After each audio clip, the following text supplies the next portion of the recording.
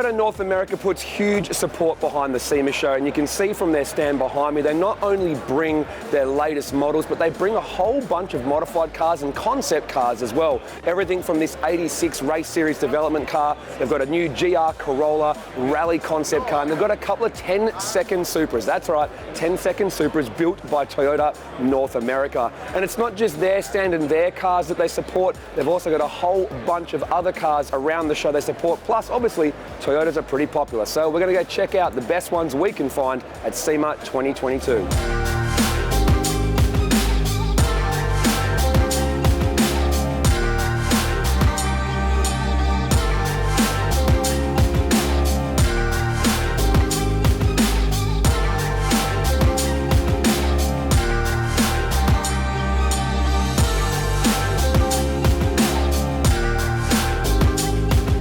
Behind me is probably one of my favourite Toyotas at the 2022 SEMA Show, and it is Frederick Asbo's Toyota Supra built by Papadakis Racing. Why is it one of my favourites? Man, just look at the build. Epic build quality. It took out the 2022 Formula Drift Championship, and what I like about it is it still uses the V8 engine and makes over 1,000 horsepower when everyone else is doing a 2JZ swap. That's right, I like it.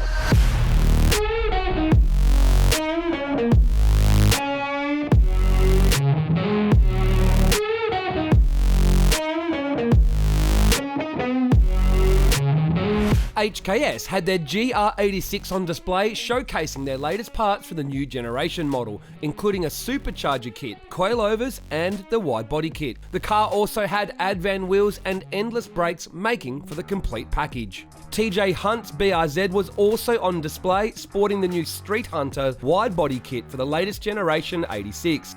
The 86 getting the most attention was Cameron's wild LS swapped masterpiece with the 8-into-1 headers and some incredible fab work, including the pushrod rear suspension setup. The car made it into the SEMA Battle of the Builders finals in the Young Guns category. Another wild one was the sideways Fab & Custom 86 sporting a Maserati V8 engine swap, which we checked out in the Hoonigan Burnyard. Although we found a few more new model Supras floating around the show, it was the Mark IV Supra from the guys at Throttle, built as a tribute to Fast and Furious, that caught our attention the most. So in 2003, I moved to California from Ohio, started working for a company called Modern Image Signworks, who happened to be the guys who applied all the graphics in the movie cars.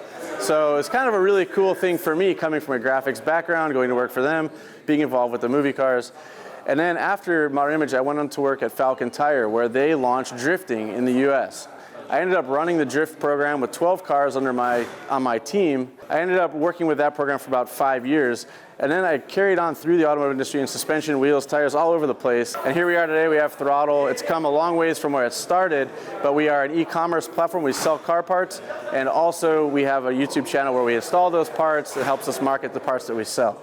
So that's kind of the long and short of how I got in the automotive industry and why I'm here today. So we built the Eclipse from the Fast and the Furious as an homage to the movie because it was such a hero car for me and my business partners. It was a car that we grew up with and we idolized, but it was it was portrayed so coolly in the movie. And the guy that drove it was such a cool dude. We're like, you know what? The scene needs a resurrection of this car. And what better way to do it than to throw a modern twist on it? There's heaps of those cars running around on the streets, especially out here in Southern California, that look all the same. If the movie was made today, what would this car look like? And so we tackled it, and we took it to SEMA last year with Maguire's, and it did so well that this year we decided, let's take a crack at the Supra. So the Supra Mark IV actually does follow the same lines as the Eclipse. We basically used all modern technology. We're using a Haltech ECU. We've got carbon fiber Recaro podium bucket seats, you name it.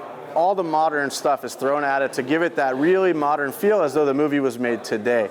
And we think we did a good job. There's maybe a couple things I would change looking back, but I think it did what it was meant to do. And now it's time to get it tuned and get to the track and see what it can do in the quarter mile. So we went ahead and wide-bodied the car. The movie car was actually a narrow-body car, but we wanted to put big meats under the back so we could get this thing down the racetrack. And we also felt like today's cars are mostly, a lot of them are wide-bodied. So we threw a big wide body at it from Speedwells. It made the thing have so much presence. We paired it with a 15-inch drag slick out back from Motegi and a 19-inch front wheel with Falcon tires on the front for grip, and the thing just looks absolutely menacing. Under the hood, we threw a bunch of Aussie parts at it, so we've got Plasma Man bits, intake, intercooler, piping, Artex manifolds. It's a cast stainless steel manifold. It's a beautiful V-band setup. We also have some bits from PRP on there as well.